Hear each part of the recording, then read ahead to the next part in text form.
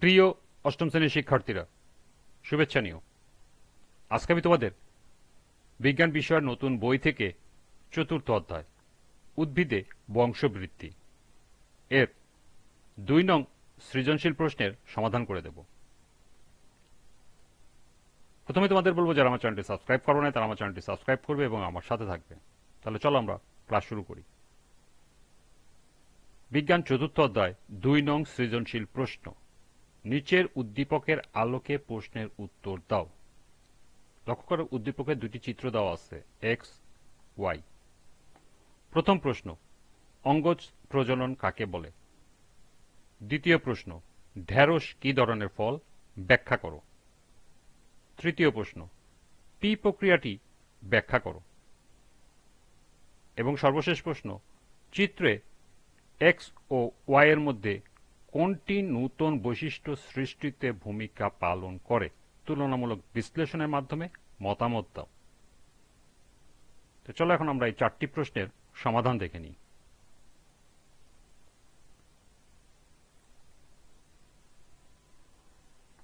প্রথম প্রশ্ন ছিল, অঙ্গজ প্রজনন কাকে বলে? সংক্ষেপে বলা যায়, দেহ অঙ্গের মাধ্যমে যে প্রজনন হয় তাকে সাধারণত অঙ্গজ প্রজনন বলা হয়। ব্যাপক অর্থে কোনো ধরনের অযৌন রেণু বা জনন কোষ সৃষ্টি না করে দেহের অংশ খণ্ডিত হয়ে বা কোনো অঙ্গে রূপান্তরিত হয়ে যে জনন ঘটে তাকে অঙ্গজ জনন বলে। দ্বিতীয় প্রশ্ন, ঢ্যাঁড়স কি ধরনের ফল? ব্যাখ্যা করো। ঢ্যাঁড়স নিরস জাতীয় সরল ফল। ফুলের একটিমাত্র গর্ভাশয় থেকে যে ফলের উৎপত্তি তাকে সরল ফল বলে। এরা রসালো বা শুষ্ক হতে পারে। যে ফলের ফলত্বক পাতলা এবং পরিপক্ক হলে ত্বক শুকিয়ে ফেটে যায় তাকে নিরস ফল বলে।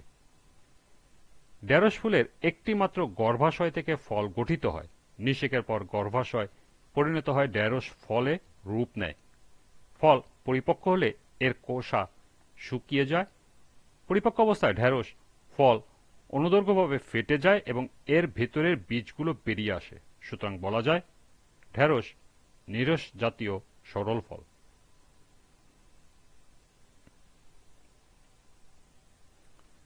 তৃতীয় প্রশ্নটি ছিল, পি প্রক্রিয়াটি ব্যাখ্যা করো। উদ্দীপকে পি প্রক্রিয়াটি হল স্বপরাগায়ন। একই ফুলে বা একই গাছের ভিন্ন দুটি ফুলের মধ্যে যখন পরাগায়ন ঘটে তখন তাকে স্বপরাগায়ন বলে। স্বপরাগায়ন হলো এমন একটি পরাগায়ন প্রক্রিয়া যেখানে একটি ফুলের পরাগরেণু সেই একই ফুলের অথবা একই গাছের অন্য একটি ফুলের গর্ভমণ্ডে স্থানান্তরিত হয়। এই প্রক্রিয়ায় বাহ্যিক পরাগবাহকের প্রয়োজন খুব কম বা একেবারেই হয় না। স্বপরাগায়নের ফলে উৎপন্ন উদ্ভিদে মাতৃগাছের বৈশিষ্ট্যগুলো প্রায় অপরিবর্তিত থাকে, যদিও এতে জিনগত বৈচিত্র্য কম হয়।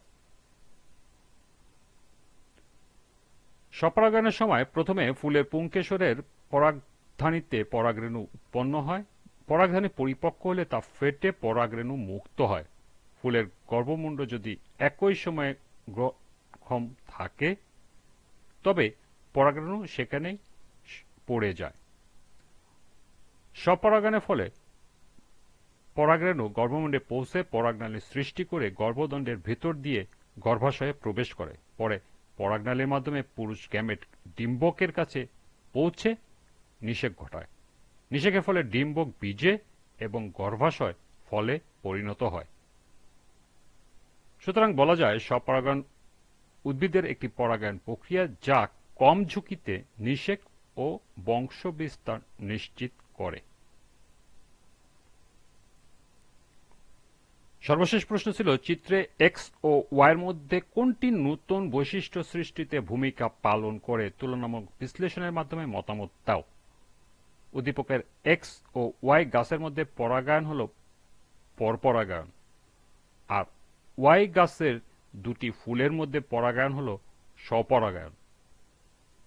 পরপরাগায়ন নতুন বৈশিষ্ট্য সৃষ্টিতে ভূমিকা পালন করে। একই ফুলে বা একই গাছে দুটি ভিন্ন ফুলের মধ্যে যখন পরাগায়ন ঘটে তখন তাকে স্বপরাগায়ন বলে। স্বপরাগায়নের পরবর্তী বংশে কোনো নতুন প্রজাতির বিকাশ ঘটে না, কারণ এখানে একই মাতৃ উদ্ভিদের দুইটি একই বৈশিষ্ট্য সম্পন্ন দুটি ফুলের মধ্যে পরাগায়ন ঘটে। এতে যে বীজ উৎপন্ন হয় সেগুলো প্রতিকূল অবস্থায় কম সহনশীল এবং কম জীবনী শক্তি সম্পন্ন হয়। এ ধরনের পরাগায়নের ফলে উৎপন্ন প্রজাতির কোনো এক সময় বিলুপ্তি ঘটতে পারে। পরাগরেণু একই প্রজাতির অন্য একটি গাছের ফুলের গর্ভমুণ্ডে স্থানান্তর হলে তাকে পরপরাগায়ন বলে।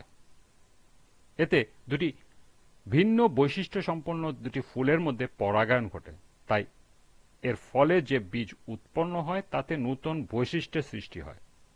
এর বীজ থেকে যে নতুন গাছ সৃষ্টি হয় তার বৈশিষ্ট্য হুবহু মাতৃ গাছের মতো হয় না। এর ফলে নতুন বৈশিষ্ট্য সম্পন্ন নতুন প্রজাতির সৃষ্টি হওয়ার সম্ভাবনা থাকে। এছাড়া প্রাকৃতিক বিপর্যয়ে এ ধরনের পরাগায়ন উৎপন্ন প্রজাতি বিলুপ্ত ঘটার সম্ভাবনা থাকে না। সুতরাং বলা যায় এক্স ও ওয়াই গাছের মধ্যে পরপরাগায়নই নতুন বৈশিষ্ট্য সৃষ্টিতে ভূমিকা পালন করে।